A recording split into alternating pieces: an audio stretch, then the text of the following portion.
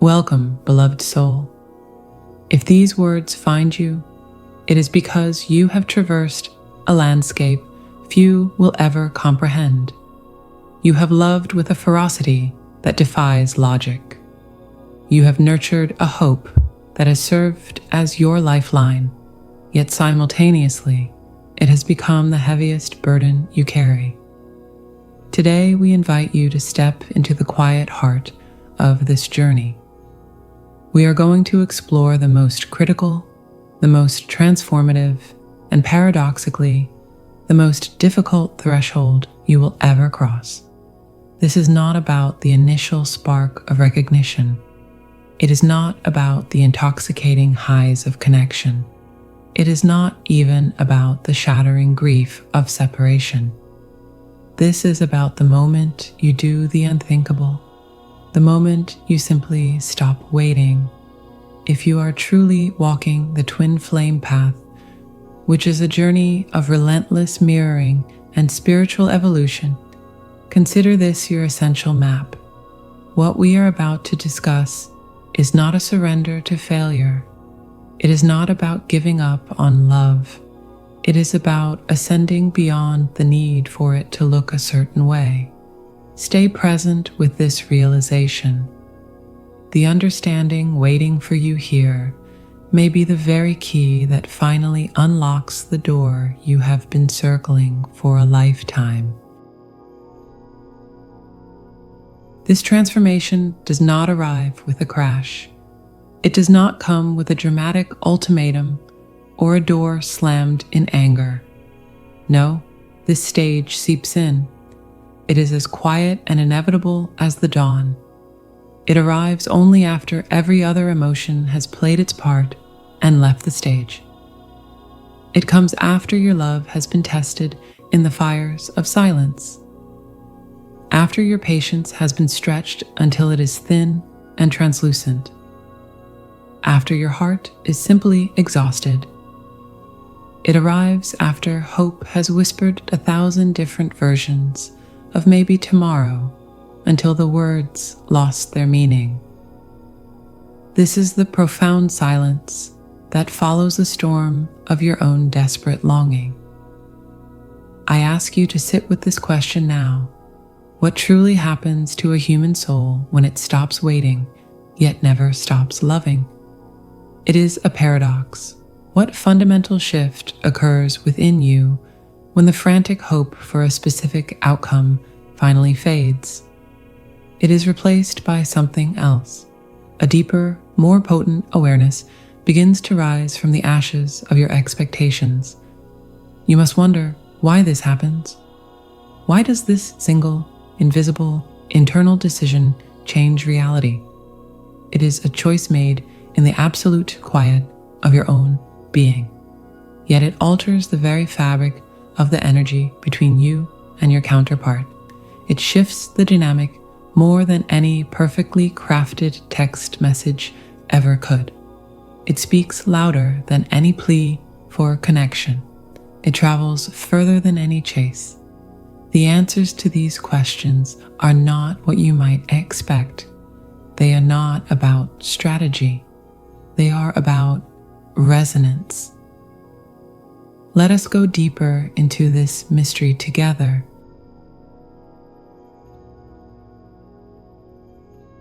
Let us name this space accurately. This pain is not loud. There is no screaming into pillows here. There is no frantic energy left to burn. You are no longer standing at the emotional doorway, checking the lock, expecting an arrival that never comes. Instead, it is a silent, heavy, and startlingly clear understanding. It is not anger. It is not even sadness, not in the way you are used to feeling it, not anymore. It is the realization that while you believed you were two souls sharing one journey, you have for a long time been carrying the weight of the entire connection alone. This is the pain of awakening. It is the deep ache of truth finally settling into your bones. This realization begs a difficult question. If you were carrying it alone, what exactly were you carrying? You must look at this with open eyes. What you were carrying was not them. It was not their physical presence or their current reality. You were carrying an idea. You were carrying a blueprint of a house that was never built. We often think hope shatters like glass, but it does not. In this stage, hope dissolves. It wears away, grain by grain, like a stone in a river. It is found in the message you crafted in your mind, but never sent, because you already knew the outcome would be silence. It is in the phone call you expected that never rang.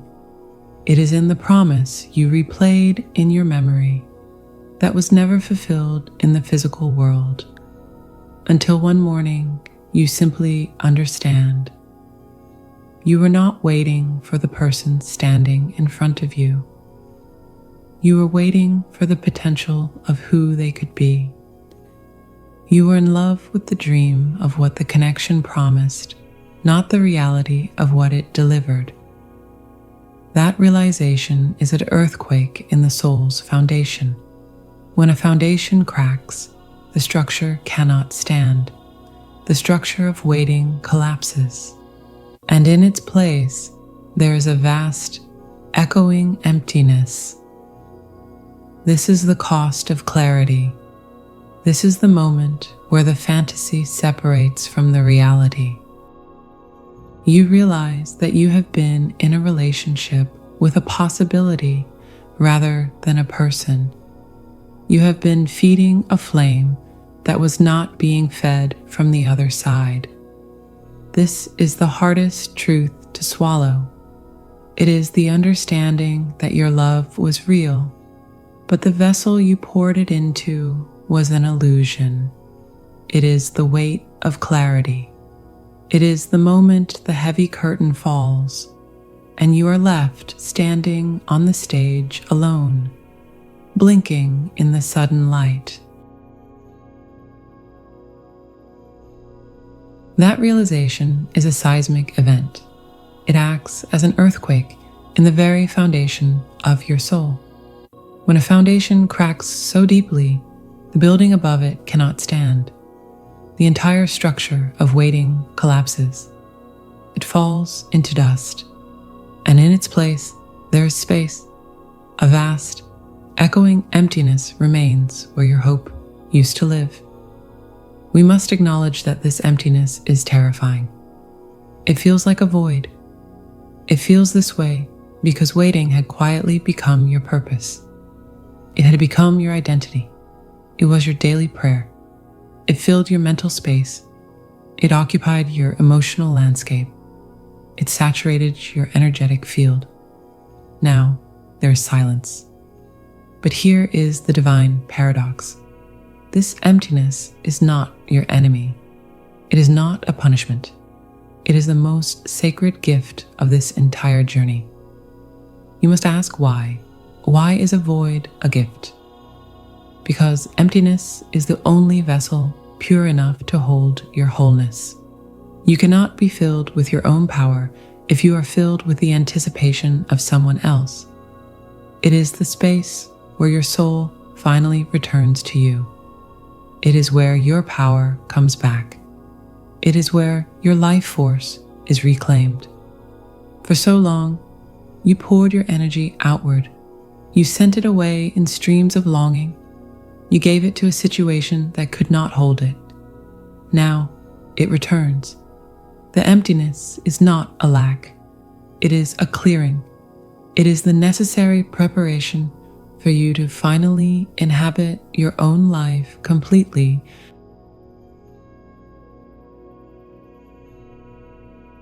But how do you navigate this vast, quiet void?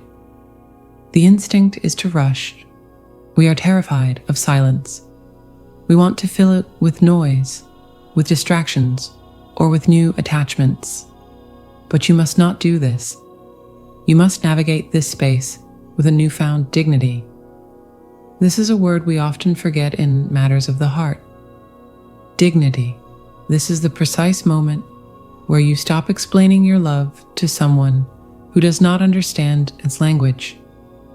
You stop asking for clarity from someone who is confused. You stop insisting on a timeline from someone who is timelessly unavailable. You do not stop these things because you are arrogant. You do not do it from a place of wounded pride. You're not trying to punish them with your silence. You are doing it from a place of profound, unshakable self-respect. You realize something critical. You realize that your peace is no longer a negotiable currency. You used to trade your peace for the mere possibility of their presence. You used to barter your sanity for a crumb of their attention. That exchange is over. The price is too high. And when you make this decision, something miraculous happens in the silence. When dignity returns to the soul, the heart ceases its frantic beating. The anxiety that has hummed in your chest for months, or perhaps years, begins to quiet. It becomes calm. It becomes a still lake, perfectly reflecting the truth of the sky above it. Your dignity is sacred ground. When you finally protect it, a piece of you that you thought was dependent on them settles back within your own ribs. You realize that the stability you were begging for was never in their hands. It was always in yours, waiting for you to stop reaching out now so you could finally hold it. This is the return of the sovereign self. This dignity changes your vibration. It changes how you walk through the world. You are no longer leaning forward, off balance, trying to catch someone who is running. You are standing straight. You are rooted. The energy you used to leak out in over-explanation now circulates within you, feeding your own life, your own dreams, your own body. You become a container for your own existence. This is not about becoming cold. It is about becoming solid. And in a world of shifting mirrors and fleeting ghosts, your solidity is the most spiritual thing you can offer.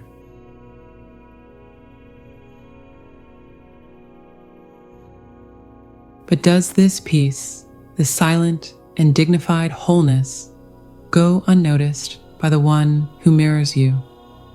We must understand the physics of connection. Your silence now is of a fundamentally different quality. It is no longer a tactic to get a reaction. It is not a test. It is not a hopeful pause while you check your phone. It is full. It is calm. It is complete. This specific frequency of silence creates a vibrational shockwave across the connection. It travels through the invisible cords that bind you. It reaches the runner at a soul level far more powerfully than any words of longing or logic ever could. They no longer feel the pull of your need. They do not feel the hook of your expectation in their energy field. They feel the sudden, stark absence of it. In that absence, their own energetic footing begins to waver. This is where the mirror truly clears. So what happens within them, even if they say nothing, even if they block you or pretend indifference? They feel the shift in the quantum field you share. It is inescapable. First, a sudden, low-grade inner anxiety surfaces. It is not an overt fear yet. It is a confusion that disrupts their numbness. A subconscious whisper begins. Why does it feel different? Why does their energy feel unfamiliar? Your absence from the waiting role dismantles the dynamic they had subconsciously relied upon to feel safe. Then they begin to watch from a distance. They observe the evidence of your life moving forward. They see your stability. They see your laughter that is no longer about them. They see your engagement with reality. This observation creates a fierce internal conflict. The questions begin to turn inward. Did I lose something real? Was I the one who walked away from a truth I could not handle? This leads to a delayed, possessive jealousy. It is not yet the mature jealousy of love. It is the shock of a presumption being shattered. They had assumed you would always be there in that state of hopeful waiting. The realization that you have stepped into your own peace without them is a seismic event to their ego. It forces harsh inner recalculations. Now the mirror reflects back their own choices with glaring clarity. Why did I delay? Why did it take their change for me to feel this loss? This moment is the crucible. You may see indirect attempts to reconnect. A vague message, a sudden like on an old photo, a meaningless question. Understand this clearly. This is not courage yet. It is a probe. They are seeking to see if the old energetic hook is still active. They want reassurance without risk. But this culminates in their own fear of rejection. For the first time, the runner faces the genuine possibility that the door is closed. The fear of your no becomes stronger than the pain of the status quo. Finally, the quiet breaking point arrives. They realize that if they do not move now from a place of authenticity, they may lose this chance forever. That moment is the birth of true divine courage, or the beginning of a lifetime of quiet regret. This, beloved, is the awakening required for any potential of union to truly exist. Now, listen closely to this truth. This is a direct message for you, to the one who loved with such ferocity. The runner's reaction is not your responsibility. Your work is here, within your own ribcage. You loved deeply. You gave unconditionally, from a heart so open it terrified the world around you. You held space when it was heavy. You prayed when it was silent. You hoped when it was dark. You grew. You did not fail. You did more than enough. If the runner, through their own inner work, steps forward with clarity and courage, that is a beautiful chapter. It is a victory of the spirit. But if they remain distant, if they stay lost in their own shadows, that is a reflection of their journey. It is not a measure of your worth. It is not a verdict on the validity of your connection. Do not tie your hard-won peace back to their choices. Do not mortgage your happiness on their timeline. When you stop waiting, you sever the cord of anxious attachment. You replace it with the clear, steady light of spiritual integrity. The runner feels this. They feel the old game is over. They feel it not because you have become cold or bitter. They feel it because you have become whole. You did not just stay where you were, loving them in the dark. You rose, and that elevation is what they never expected. You have become the lighthouse that no longer chases the ship.